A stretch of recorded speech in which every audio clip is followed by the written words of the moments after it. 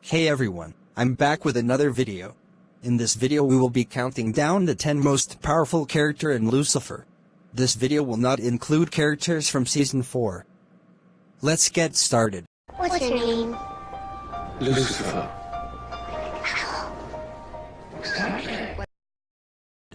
They say the devil's in the details, and Lucifer provides plenty of detailed and intricate characters.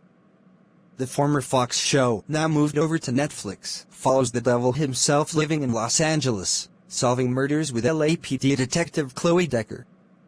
Along with a motley crew of mortals, divine beings and infernal torturers, Lucifer and Chloe do their best to protect the innocent and, in Lucifer's case, damn the sinners. With so many characters from biblical stories brought onto the show, there have been characters with awe-inspiring powers.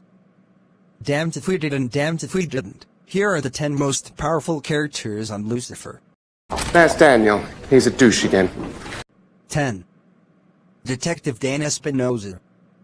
An LAPD detective and ex-husband of Chloe, Dan is very much the odd man out most of the time. Always a bit clueless, Dan is unaware of the true nature of Lucifer or of divine beings. Dan is definitely not the strongest or smartest mortal on the show, but at the end of the day he's a good detective and cares about the people he works with. We just wish he'd stop inviting us to his improv shows. 9. Charlotte Richards. At one time, Charlotte was inhabited by the goddess of all creation, the most powerful being on earth. However, when that being left her body, she reverted back to simply being Charlotte. Charlotte is still more than she appears though. She's a determined and brilliant lawyer and uses her intelligence and natural charisma to her advantage. Sadly, Cain shoots and kills Charlotte at the end of Season 3.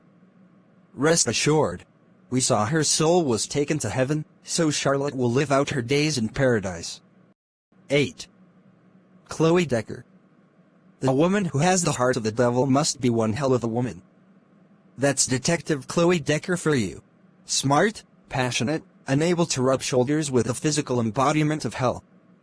Chloe's ability to affect Lucifer's powers puts her above the rest of the mortals on this list, but at the end of the day she is just that, mortal.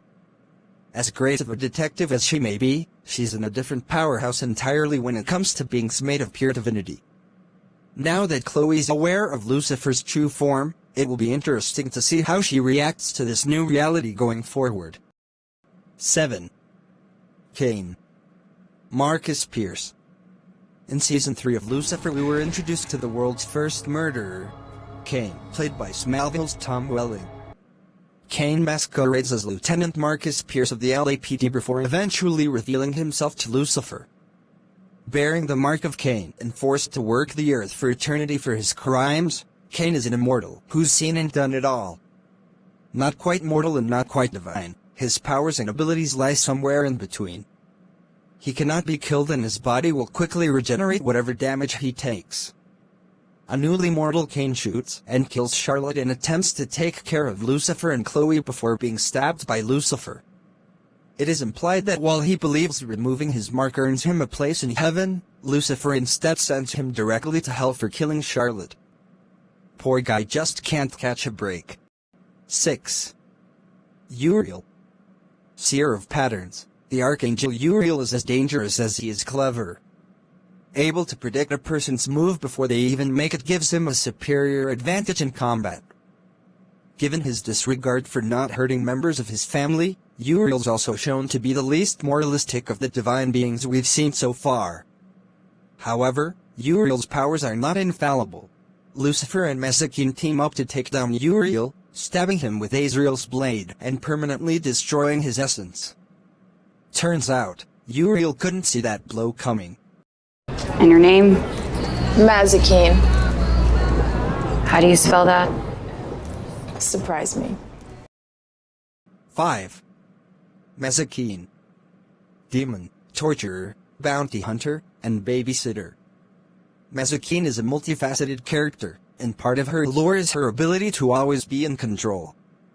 Whether emotionally or physically, Maze is able to take down her opponents and make them submit to her desires. Her time on Earth may be affecting her, however. She's recently shown to be more volatile and emotional, and has expressed discomfort in her extended stay on Earth. It hasn't affected her ability to kick ass and take names as of yet, but only time will tell. 4. Amenadiel. Oldest of his brethren and God's favorite son, the Archangel Amenadiel is the physical embodiment of holy divinity and righteous fury. First brought to Earth to return Lucifer to hell, he now views his mission as protecting his younger brother from the threats he faces. Even when Amenadiel had a minor crisis in faith towards his father's will and lost his powers and wings, he was a pillar of strength for anyone who needed him.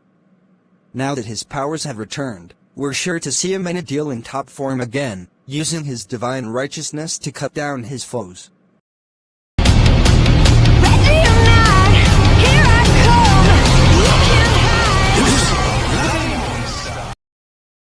3. Lucifer Morning Star. He may not have horns and a tail, but make no mistake, Lucifer Morning Star is more than the slick-talking charmer he appears to be. With a silver tongue and the ability to make people reveal their deepest desires, Lucifer is willing to get you whatever you want, for a price. When he meets Chloe and begins solving cases with her, Lucifer finds a new path and direction in life. To his and others' surprise, he actually makes for a decent partner to Chloe. Make no mistake though, even though his divine powers are limited so long as Chloe's around, he will get his devil face on and bring the wrath of hell on anyone who hurts the people he cares about. You scared me. God! Goddess. 2. Goddess.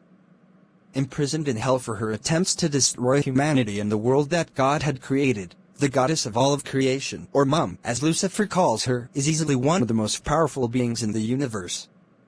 While being trapped in hell and stuck in the form of mortal being Charlotte Richards may have dampened her powers from an omnipotent being, she is still a force to be reckoned with. She is immensely strong, possesses nearly infinite knowledge, and can resurrect and take control of the dead. Just a glimpse at her divinity is enough to incinerate the mortal who glances at it and set burn marks into a wall.